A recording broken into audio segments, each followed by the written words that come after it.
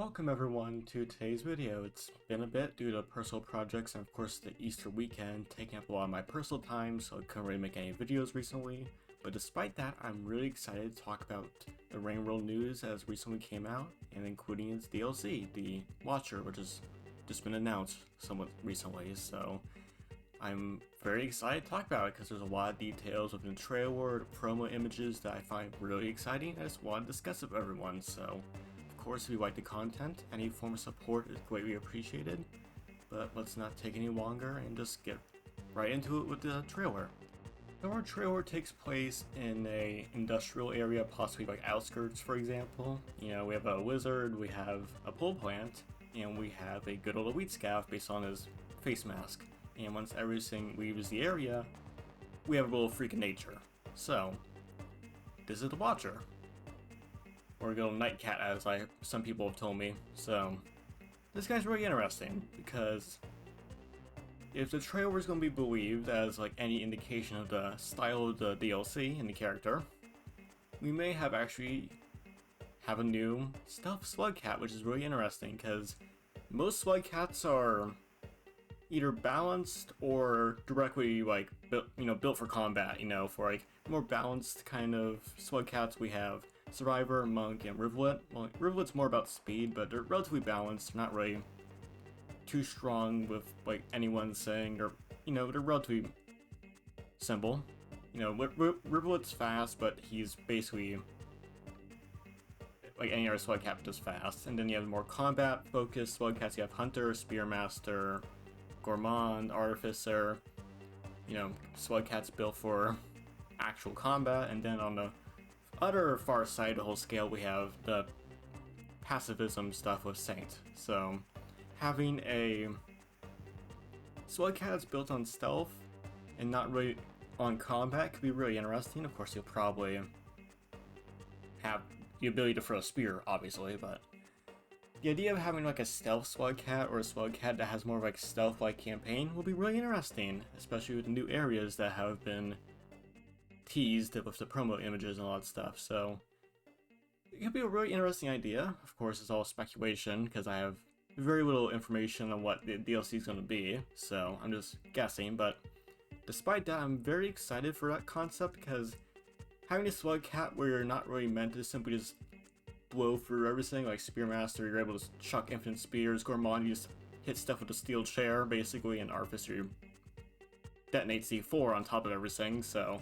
having a slug cat built for not combat and more of like a Saint, like non-aggression kind of idea, instead of pure pacifism with Saint, it's stealth. It could be a really interesting concept, and I think I'm very excited with it. Really excited with the idea because it'll be a really interesting idea, and I'm very excited overall for it. Starting off with the promo images, we have this wonderful little area. It looks like a drainage system like area, or similar to that. Like has that undergrowth kind of feel. A lot of green colors. It looks a lot more overgrown than good old drainage system. Kind of like a little bit of a midway point between drainage and just full-on undergrowth. And I'm not sure if that's acid, but that suspicious green liquid is likely to be acid. I will not be surprised, which is horrifying because acid is like the most painful part about garbage waste for Spearmaster and Artificer, so having it pop up here again is terrifying. Besides that though, it's a wonderful looking area, and hopefully it should be relatively decent. Next area, we have this kind of underhanging looking area. A lot of, I'm assuming this is fog or maybe even clouds, because I'm assuming from how high this, like it looks relatively high up. I'm assuming this is kind of like the midway point, like the area like in the clouds per se. It's not really above or below the clouds in them, so either that or it's just fog, so that's a possibility. But despite that, could be very possibly some form of underhang somewhere area, or maybe like an industrial area that this is just a room where it has a lot more verticality and like a giant pit, like there's the bridge between industrial and shaded, so it could be basically the equivalent of that. But despite that, like, looks really interesting. Like that fans, the hanging like brickwork and metal, and the superstructure just looks wonderful. This looks absolutely wonderful. And having like a few cyans or some other like fast moving enemies chasing you through here probably is gonna be really terrifying and probably really fun. So yeah, very excited.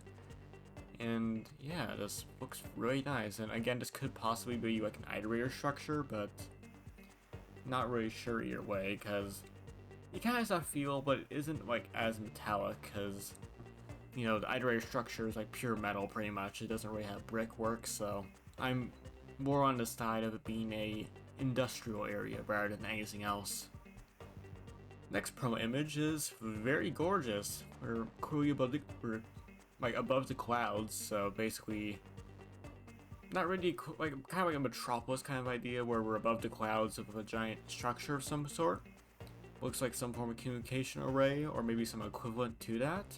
But like the deep purples here, gorgeous. The plant life, gorgeous. And the view is gorgeous as well. Which means probably gonna be, you know, in order to get to this area you have to go through a lot of nasty parkour stuff and like platforming, which is going to be interesting, especially if we're going to deal with like vultures and like, you know, anything actually that's going to chase you through here. The thing of note is, there, from what I can tell from this promo image, there are no other iterator structures in the background, because normally when you go up the wall for pebbles or like moon, you see other iterator structures in the background. They're not here, so either just like a stylistic choice, or maybe this is like some other point in a timeline or area where there isn't a nearby one. So yeah, really interesting, and possibly may indicate where this may be in a timeline or like a region, a new region with no other iterators nearby, but not really sure about that because, you know, it's a speculation. It's just a single image, so I can't glean too much from it. But despite that, area looks wonderful and looks like a real messed gift reel, but it'll probably be really fun. So yeah, very excited. Now this is a interesting image because I can't tell if that's snow, ash, or sand. Like, it's kind of hard to tell exactly. But it looks like snow because I'm assuming those are snowflakes in the air, so some sort of like snowing region. Really interesting because, you know, normally it's limited, that's usually just Saint and Bitter Airy for mostly Rivulet when you go up there, so, you know, having another snow area for different slug cats are really interesting. And yeah, it looks very similar to like an iterator structure almost, like just falling debris, and it kind of has that feel of like an iterator structure because that's like the metal structure you expect to see. Like, that's the metal structure of a iterator structure, at least the style of it, so this could be like either like the WEG possibly or some actual fallen bit of an actual iterator, so that's really interesting. And it's going to like an open expanse of like snow or sand or ash. I'm not really sure exactly per se, but despite that though, it looks a really stunning area overall, and just the deep, like, I'm guessing again snow or some sort of like, yeah, an ash or sand in the background, just like making like almost like a fog-like effect. Looks really nice and looks horrifying because I'm pretty sure there's going to be like an open area just full of enemies that you have to dodge, so probably terrifying area, but very excited. Across from the you know, bleakness of the previous image, we have a vibrant one with deep blues and purples and all that stuff. Kind of looks like a coral forest almost, and yeah, it looks, I'm pretty sure this is the best way to describe it, as a coral forest, because there's like coral growths on the rock, and it looks a little bit aquatic with water coming out of the pipes, so maybe some form of like coral forest of some sort. But either way, really stunning, and kind of reminds me of like, you know, the way between farm arrays and Subterranean, like a giant pit, you know, where you have to do the leap of faith basically. So very similar to that, and you can quite clearly see some poles down there, so it isn't a giant pit because there's some poles there, so isn't as much of a leap of faith as good sub to farm arrays, but still a pretty steep drop into what I assume is again a coral forest of some kind, so looks pretty stunning, and I will not be surprised if we have to chase around a few salamanders in here, or maybe even eel wizards, so yeah, pretty excited. Looks really interesting, and having an aquatic area where that does not require as much water-based movement as, you know, shoreline is more like, you know, like the past version of shoreline where before Moon crushed it. So like having different areas similar to that, absolutely wonderful. Very excited. And back over to the whites and blacks and like the gloomy look to everything. We have this imposing area of like just a giant open space with poles and metallic structures and just this gloomy atmosphere everywhere. It's wonderful. Most likely just like some opening area, you know, like kind of like outskirts where just a giant open flat area. Probably gonna be similar to that. And just a giant pylons in the back. Looks pretty nice. Like they're visually amazing. It just makes the area feel terrifying, especially with like the barbed wire gate in the background and like the fencing and just, yeah. Looks pretty good. And a lot of mushrooms too, because you can see a lot of mushrooms in the far left and the far right of the area. So yeah, just a very stunning area and just pretty excited. Though, to be fair though, it's more just a flat area, so there's not really much to talk about here, but still a visually impressive area. And on to the main event and what got me most excited when I first saw it. We have a full-on desert in Rain World now, which is very, very interesting because, yeah, it's a full cacti desert area. Like, it's a desert, which is hilarious because, you know, the Rain World, so it's like usually it's pretty like marshy and boggy. Like, outskirts has that kind of like marshy feel almost a little bit. Like, it's a wet area, and so it's like most other areas in the game. Like, it has that like wetness to it where it's like everything's been soaked through the rain so much that like it has that like marshy feel to it. Like even like again like outskirts, chimney in some areas, you know, like industrial, even like the basic areas that aren't like explicitly like water, you know, they don't have water in them, are still feel a little bit marshy due to all the plant life and like everything kind of being soaked with water over time. So having a desert area that's dry, sandy, and absolutely like barren is really interesting, very stylistically different, because it's no longer just a wet area, it's a dry area for once, which is really interesting. In ways they can possibly implement stuff here is pretty vast. You know, we could have like an antlion dropwig variant possibly. We can have like a wizard type that's, you know, desert focus and only spawns in this area.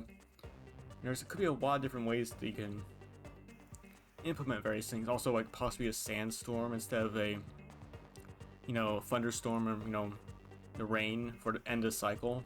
Like, there could be a lot of things here that could be really interesting. So, seeing a desert area is very exciting and could have some pretty significant, you know, implications for the rest of the game, because it's a stylistic choice that's very different from the rest of it, because it's like a dry area, not a wet one, so there's a lot of possibilities here. So yeah, very excited overall, and really happy we have cacti in the game now, so, because those cacti look pretty good. So yeah, looks visually wonderful, and very excited overall.